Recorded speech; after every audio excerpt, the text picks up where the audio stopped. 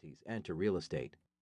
Author's note: putting your money in a well-diversified index fund means that you don't have to pay attention to the markets or quarterly earnings or pretty much anything else. To get maximum diversification, you should ensure that the index fund includes foreign as well as domestic equities. Almost 60% of the total world share value comes from stocks traded outside the United States. In terms of which mutual fund to go for, fees matter. The low-fee index funds consistently outperform the high-fee ones. Thus, the ultra-low-fee Fidelity Spartan and Vanguard index funds fit the bill. Of course, low fees also mean low ad budgets. If you see a firm spending loads of money trying to convince you to invest with them, you should realize that it will be your money that's paying for the ads. Our plan takes diversification a step further.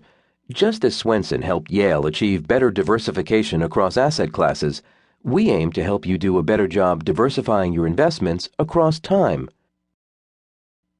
Diversifying time. In its simplest form, diversification across time is an intuitive idea that's a lot like asset diversification. Just as it would be a mistake to invest all your savings in a single stock, it would be reckless to concentrate all your exposure to the stock market into a single year. If you did that and the market happened to nosedive just then, you'd be toast.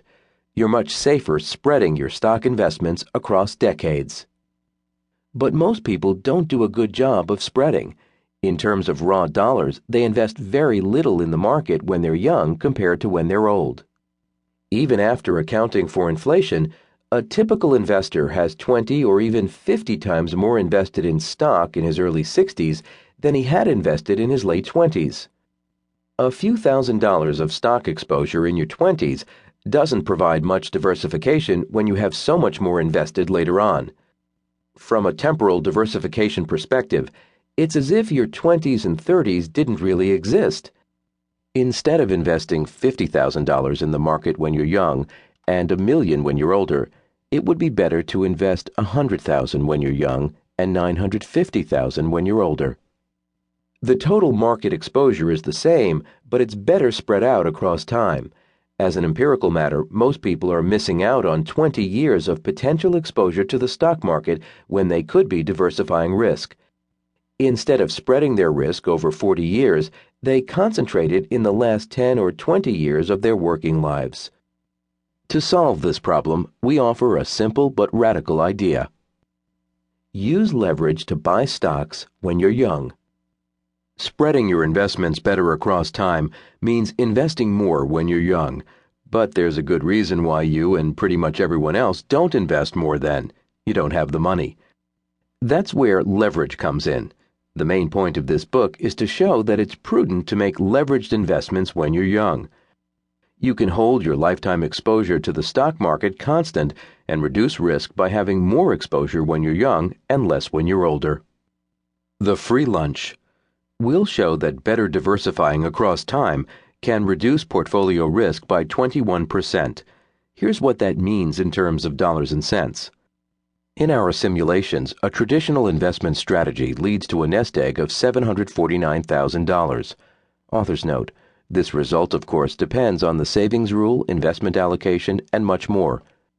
We lay out all the assumptions in Chapter 3, but one thing it doesn't depend on is the premium that stocks earn over bonds. The total stock exposure is the same, and so the gains are all coming from improved diversification. But the average belies the potential risk. There's a wide range of outcomes in the data.